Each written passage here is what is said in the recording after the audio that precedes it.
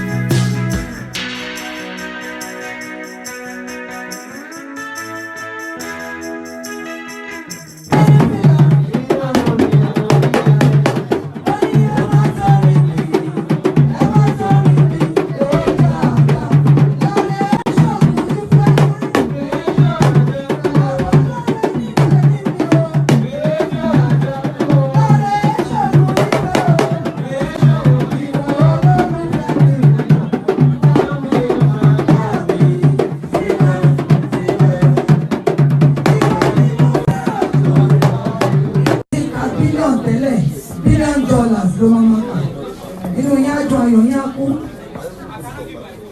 After today is going to be an anniversary. This is your Gethsemane, you will continue to be. Ibi tí wàá jókòó sí ló máa parí ẹ̀ sí. Ó má ṣe bí ti ẹlẹ́mu o.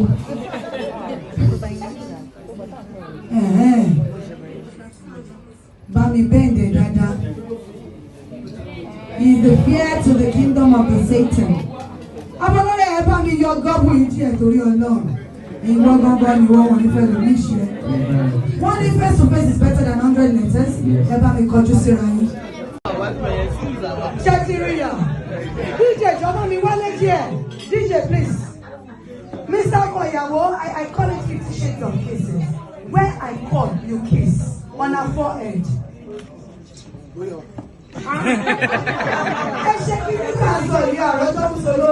On her nose, on her lip, on her chin, on her chest. Oh, yeah, go down. No.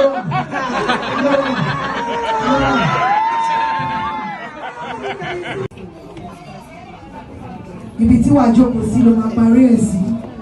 Ó má ṣe bí ti ẹlẹ́mu o.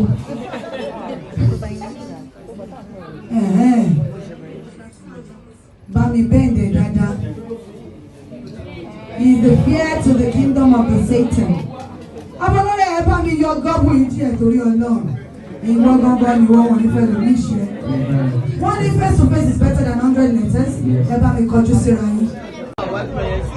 Shatiria. DJ, jọ̀wọ́ mi wálé díẹ̀. DJ, please. Mr. Koyawo, I call it 50 shades of kisses. When I call, you kiss on her forehead.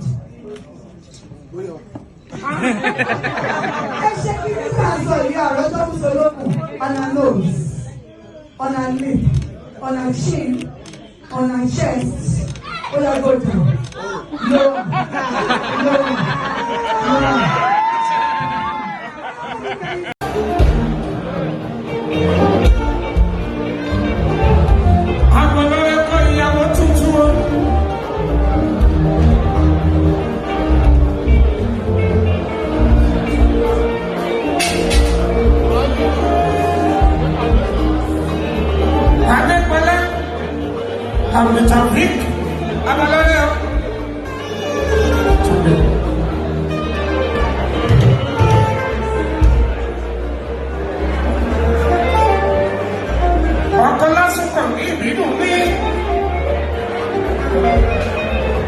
Ìyàwó ẹ̀lẹ́ ṣẹ́ṣù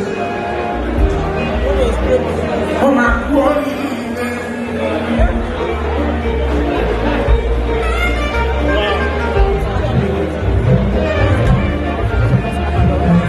Ìjàpọ̀ mímọ́ ọlọ́wọ́ bá lónìí ẹni tó lọ́wọ́ bá bá wá fún ẹgbẹ́ bó ṣe dáadáa. Ìyàwó ẹ̀lẹ́ ṣẹ́ṣù.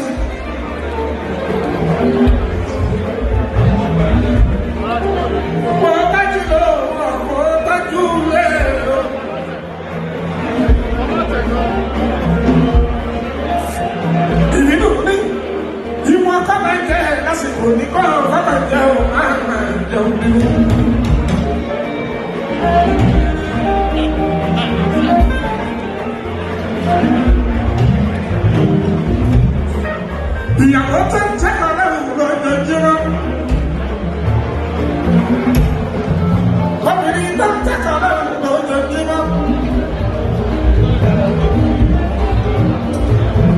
Ọlọ́sùnkọ̀ mi, ó ti dájú wípé ìyàwó wọn máa gbàdúrà wọn kọ́ ni.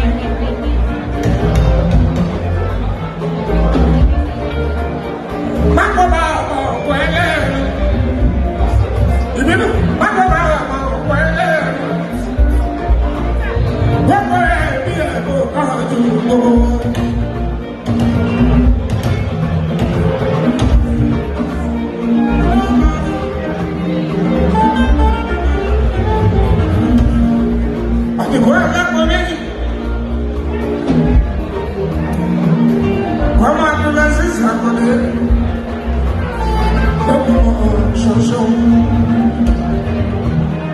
ìyá ìpínlẹ̀ yẹn nínú ọ̀ṣọ́. Wow, mo ṣe ní. Ọmọ bàbá kàrà lọ́wọ́. Ọmọ ṣòdì lọ lẹ́gbẹ̀ẹ́ lọ, láìpẹ́ nínú ọ̀la ọmọ ìgbésùn àpò. Tàwátà, àìyẹ́ mẹ́sùn àpò, ká máa dábò funfun.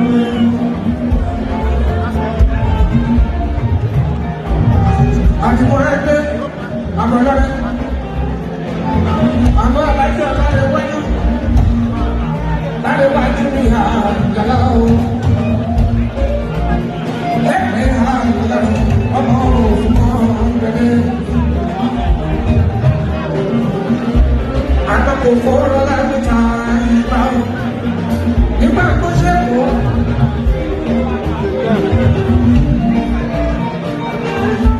Àdìmú àdé, àdìmú.